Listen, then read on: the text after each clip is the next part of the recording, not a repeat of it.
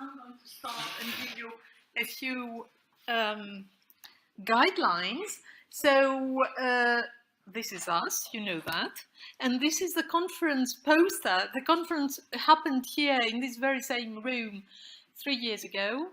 And you will learn more about the background picture of this poster in a minute. But this is a list of the people who took part.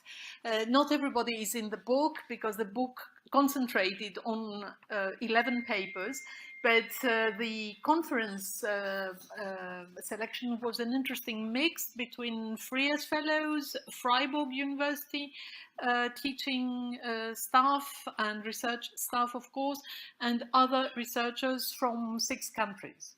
So we had this interesting gathering for 3 days, and that's us at the end of the conference, not looking too tired and rather happy about the whole thing.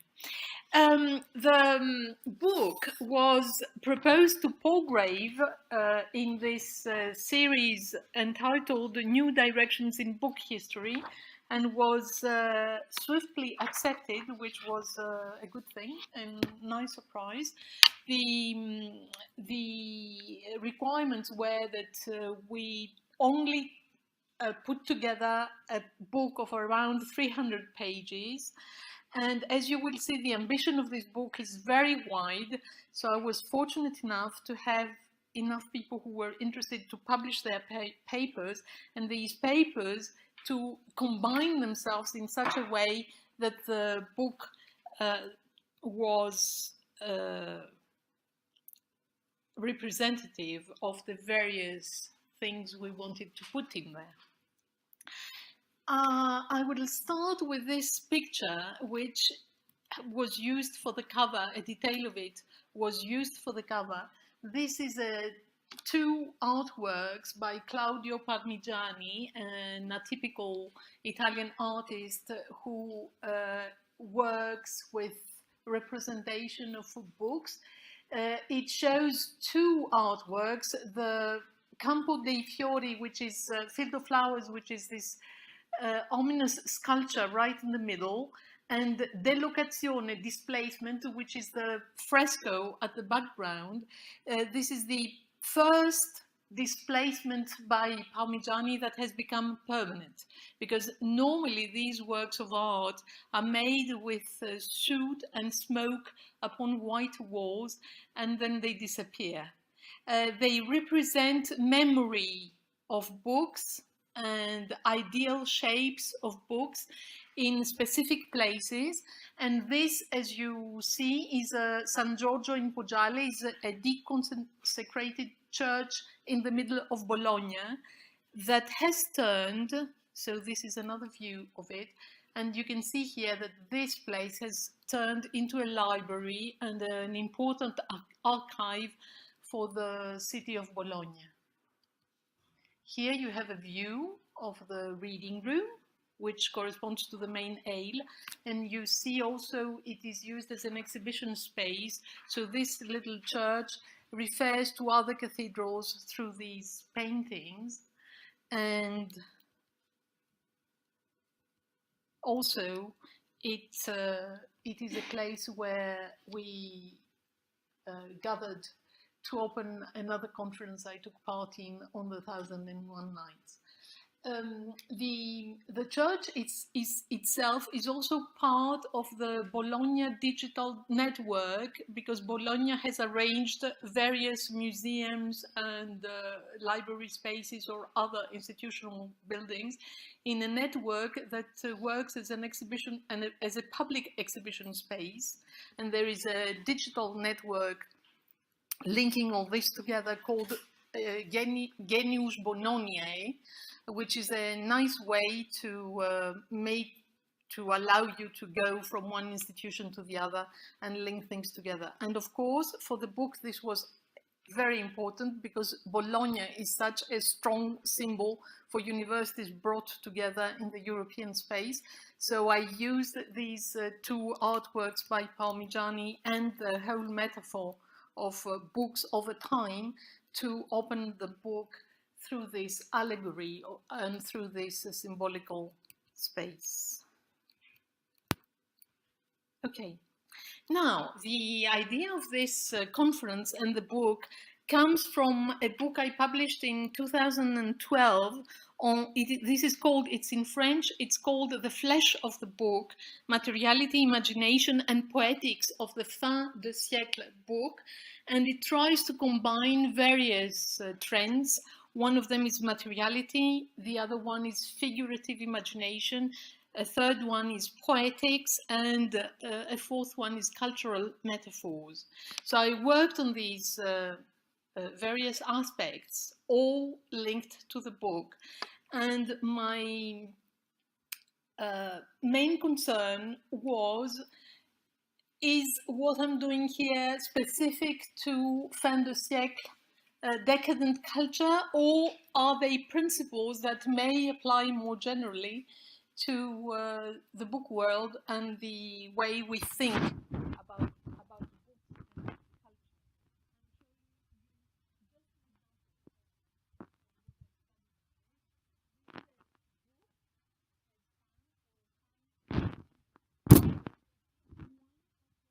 Object, Stéphane Mallarmé writes his verse from them. You can see the verse here, and offer them as a gift. And we will come back later to this as gifts that have a particular social part and play a particular social part and have also a strong. So this is an object that unfolds and folds as a book, and it is also the ideal image of the book, because a book for Mallarmé is of course poetry, and the opening and closing of the fan makes for air circulation. So this is an ideal form for the verse to expand from this tiny object. And this particular one is interesting because it's half painted and half printed. So it is a complex object that you can read in various ways. The little poem says, spirituellement au fin fond du ciel, avec des mains fermes prises par Madame Dauphin, aile du temps, tu te refermes. Spiritually, against the fine background of the sky, held by the steady hand of Madame Dauphin, wind of time, you close yourself away. And Madame Dauphin is the receiver of this particular gift. So this is where I started, and this is where we came to. Reading books and print as cultural objects seeks to combine mainly four trends. One of them is materiality, and I will come back specifically to that. The second one is reading. The third one is representation, and the fourth one, circulation. Materiality is approached as characteristics to books that lead to deciphering specific objects. You have here a very particular example of a diary entirely written on a 2-meter wide bed sheet that you can see in the collection of the National Diary Archive of Pieve San Stefano near Arezzo. And I first discovered about this extraordinary item here at FRIAS through conversation. And it's a very intricate example of our idea of text and how text links to woven items, because any text is woven. So materiality has to do with these characteristics that lead to deciphering specific objects, and also materiality has to do with material characteristics that serve as connective tissue between communities of readers. And later on, Henrike will give you a specific example of how these material characteristics can become connective tissue between communities of readers apart in space and time. Another aspect of the book has to do with reading. Actually, this is one of the most intricate approaches we developed through these chapters. Of course, reading engages in the book with the aesthetics of reception. This is very common in book studies. But we further developed reading over time, the way the meaning changes over time, and particularly we worked on interrelated reading. That is, not only the mind's encounters with texts while we read, but also remembered reading, reading circumstances embedded in previous reading scenes. And we have in the book a chapter by Michael Stolz, who shows how humanist reading is related to scenes already enacted in various other texts. Another aspect we developed around reading is reading with images, not only images in the book, broadly called illustrations, even if most of the time they're not really illustrations, but around the idea of how prints encounter the book. Let's have a look at representation. Representation is an aspect which is very rarely approached in book studies. Book studies mainly have to do with book publishing or book circulation as a commercial item. But here we look at books as related to the imagination, how books function as symbols or metaphors, structuring the chaos of experience. And I've brought you two images. This one, which is particularly interesting, it's the front street view of Kansas Public Library, located since 2004 at 14 West 10th Street, as you can see. This is an ex-bank, and the front was has these gigantic tomes of 22 works, books, selected by the library's readers. So it is quite a nice combination of reading and the symbolic function of it. And this one, which shows you how your dream bed can be made of books and carry you through the night or the day, carry you through life. And a last aspect has to do with circulation.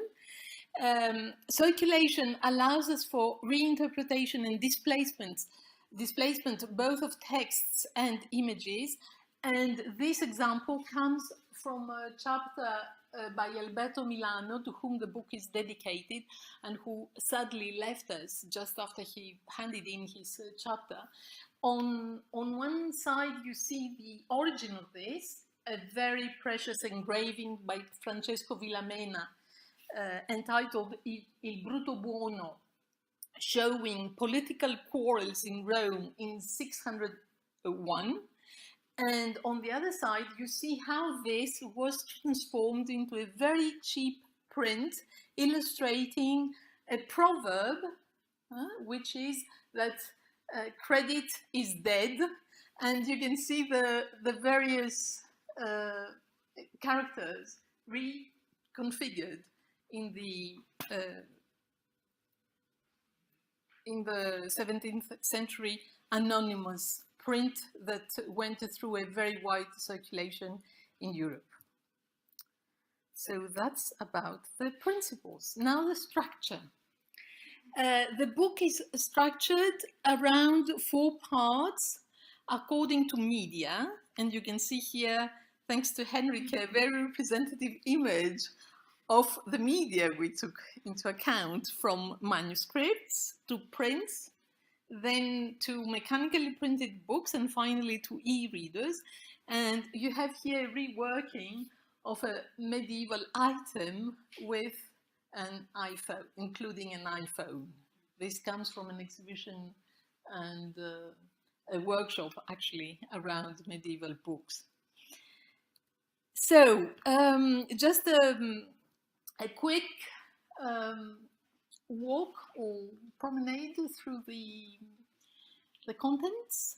The first part is manuscripts as cultural objects, but we will come back to this with Henrike with 3 contributions.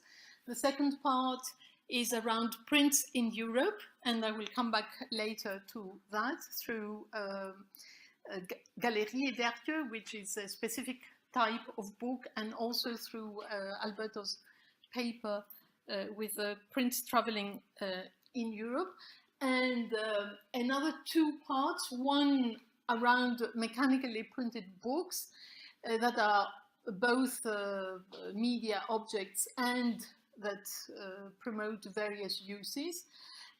Barbara Korte, Giorgio Bacci, Norbert Bachleitner, and Corinna Norike-Ruhl, who is at the Sharp conference at the moment at Sydney, drinking to the health of this publication.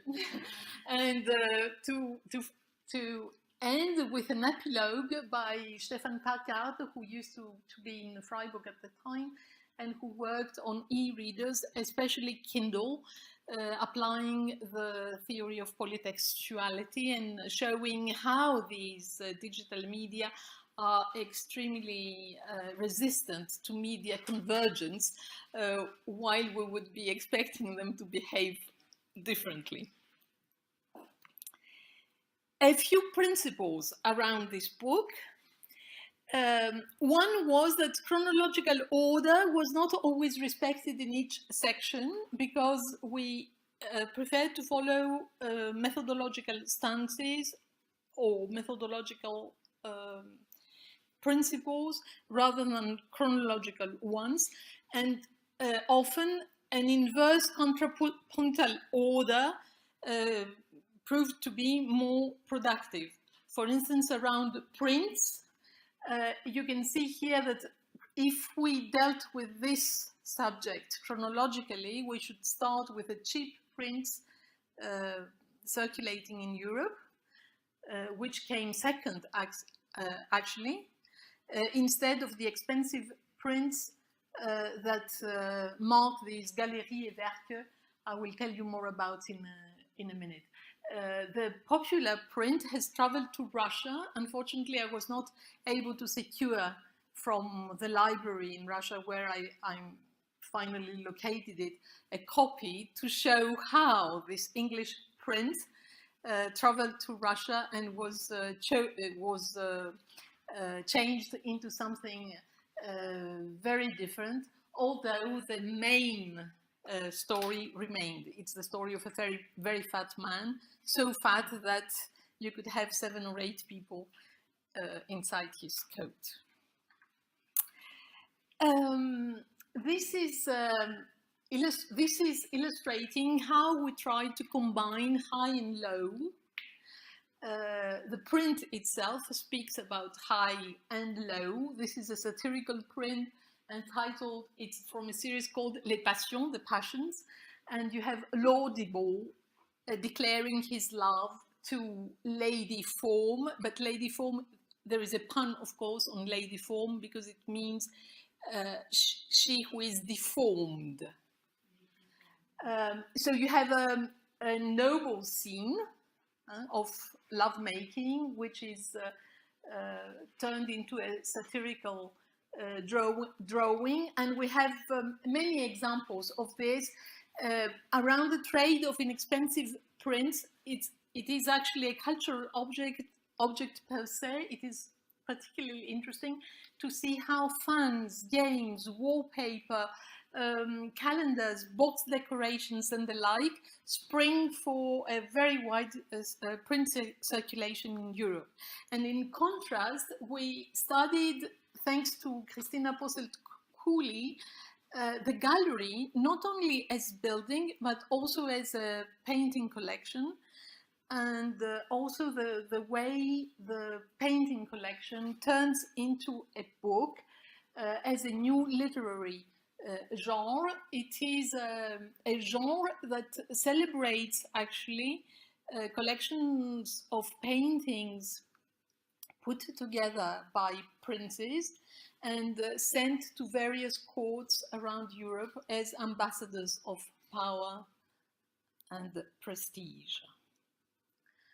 And another aspect of this comparison is that the national stances, when looked at through international tendencies, do not resist to examination.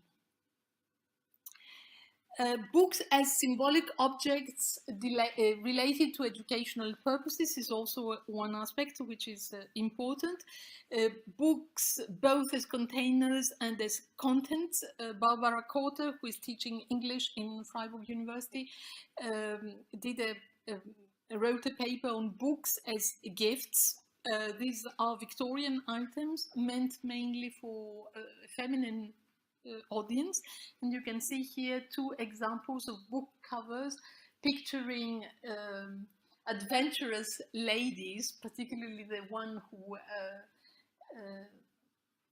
who kills a tiger, who is a counter example of Victorian propriety.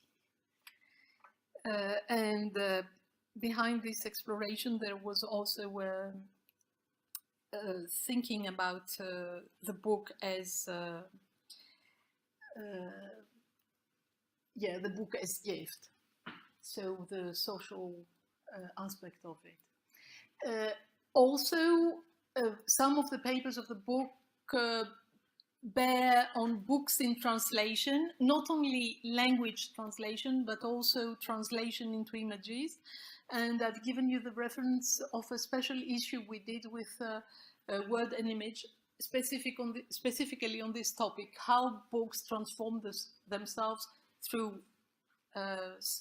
parallel translation into another language and translation to images. And at last, books as prestige through ownership, private exhibitions, books as social symbol, of course, and books as cultural myth that gradually is voided of its substance.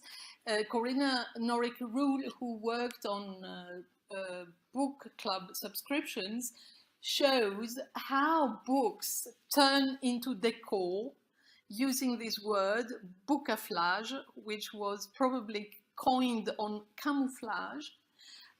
She showed how books can be collected just to show or to show off. And from that, we moved to books hidden in tablets. And this is how Stefan Packard did the last bit on materiality of digital tools. And that's it. Thank you very much for your attention.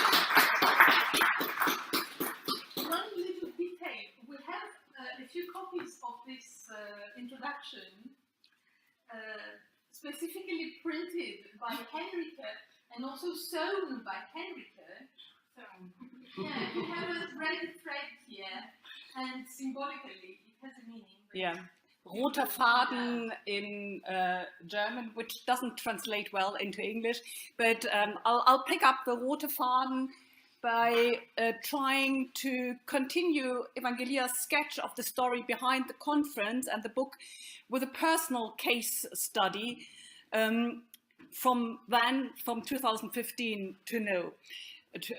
I'll update in a whistle-stop tour the presentation from 2015 and frame it by referencing how reading manuscripts as cultural objects has shaped my research, and also how FRIAS has been instrumental in it.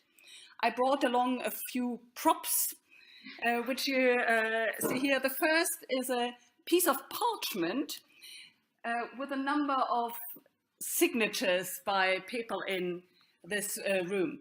We produced it collectively in 2016 during an after-hour conversation, which had been stimulated by the question of materiality of transmission and creation of cultural objects at the conference, but also by input from quite a few different fellows at FRIAS. For example, the theme of eco-criticism, which was brought in by Kate Rigby, who was a fellow in 2015 and came back in 2016. she pointed out to me this poem about parchment as a natural object. So linking back the cultural object to the nature from which it's built. I'll just read you the first stanza. I'm holding in my hand, I'm holding in my hand the skin of a calf that lived 600 years ago, translucent skin that someone stretched on 4 strong poles, skin someone scraped with a moon-shaped blade. Here is the flesh side, it understood true dark. Here's the hair side that met the day's weather, the long ago rain. It is all inscribed with the dark brown ink of prayer. This dark brown ink of prayer links to the presentation I gave in 2015, which was on a group of prayer books from a northern German convent, Meding, which I followed through different centuries, from their production to the dissemination. And my point about it was, you can't really dissect it in these 2 parts. All the dissemination also comes with a reimagination of the production, of a continued rewriting of the book. And also the first scribe is already a reader, is already somebody who takes in the content and shapes it. So I started with a prayer book in 1478, which shows the scribe among the group of nuns here on the page, right-hand page, joining together with an imagined reader group, lay people who are kneeling on the other side, but also with the angels joining in. And this is copied over at least 5 decades in different manuscripts. I've shown you here the Oxford prayer book from the same convent, which was done at least 20 years after this first prayer book, where you see that it's updated for the new readership. And these prayer books were personalized and transformed across the different periods. So you see here a psalter written in the same convent by the cantrix, the women who would lead the liturgy, and she has crossed out a prayer on the left-hand side, which wasn't any longer LC, liturgically correct, after the Reformation, because it looked for the intercession of saints, and replaced it with a prayer addressed to Christ. But she recycled one of the letters, the A here, from the cutout pages in between here, a kind of self-cannibalization of the scribe, which shows how production and reading go hand in hand. This very manuscript had come on the market half a year before our conference, and while we had the conference, the Bodleian was in the process of negotiating its acquisition. So I traveled from the conference to the last but one dealer, which was in Zurich, because the last dealer refused to give me information about the provenance, which we needed to prove it wasn't Raubkunst. And so the last but one dealer had provided me with this image, which showed, you see, this had been cut out, and that had been done by Margarete Hopes, who had to fit the book block back into the cover after she had added the new prayer. But it had been taken in the 19th century by an antiquarian dealer and made more medieval, because it had this ugly stain from being torn apart and put together in the 16th century. So what he did was glue in a little plug taken from a casket showing biblical scenes, and frame it with a romantically reimagined frame from inspired by medieval prayer books. So you have books of hours that have these kind of floral borders. So the floral border is 19th century edition, while this is a 15th century plaque that is glued into this 16th century reworked 15th century Psalter as a 19th century accumulation. But in the process of distributing the manuscripts around the world, the American dealer decided that this wasn't a proper medieval manuscript with this 19th century edition. So what we got offered from the at the Bodleian was the medieval book minus the 19th century edition. They had sold off the Plaque, thinking it to be ivory, to an antiquarian dealer and disposed of the floral border. So inspired by the cultural objects, I went back to the dealer and said the Bodleian would like to buy it, but we would like to buy it including all of its history, not just the original object. So in 2016, so this is the state säuberlich getrennt, clearly divided up: antiquarian, the plaque, library, the manuscript. And what the Bodleian did was to reunite the elements, and we recovered from the waste paper basket of the antiquarian dealer the floral border, which had been, we were told, lost in transit in disengaging these elements that the book had acquired through its history. And so the history of the book continues through the modern reimagination of what a book should look like.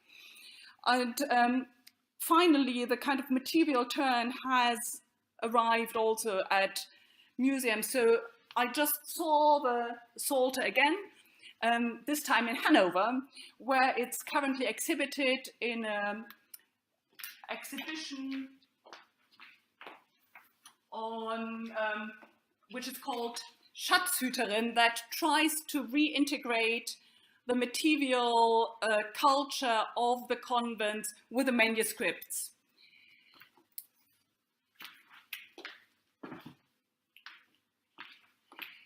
So this brings us to the here and now, and also to different stages in which this book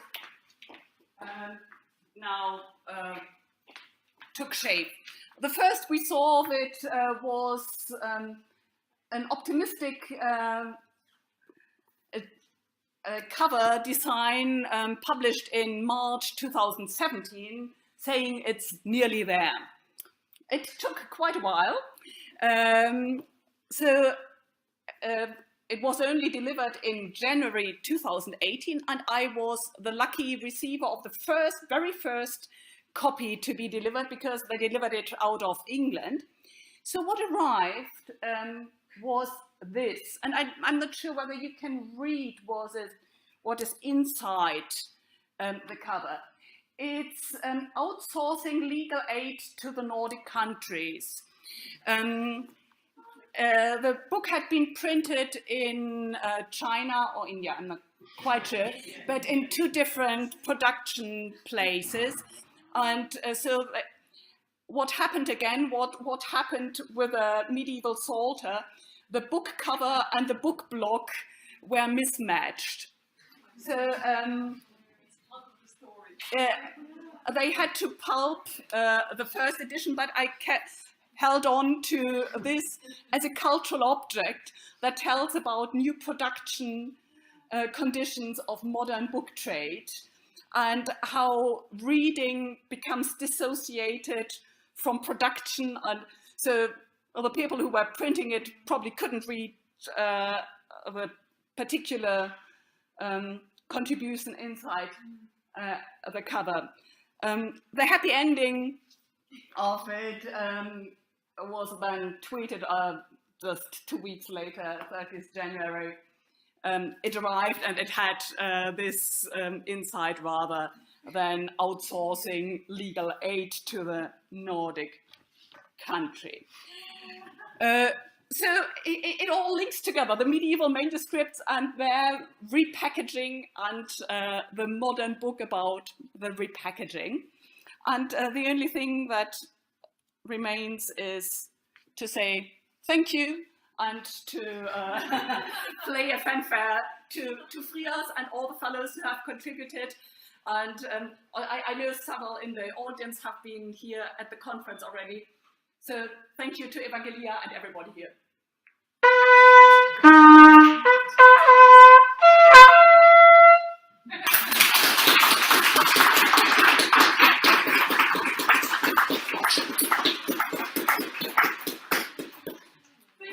Whenever we hear this, actually,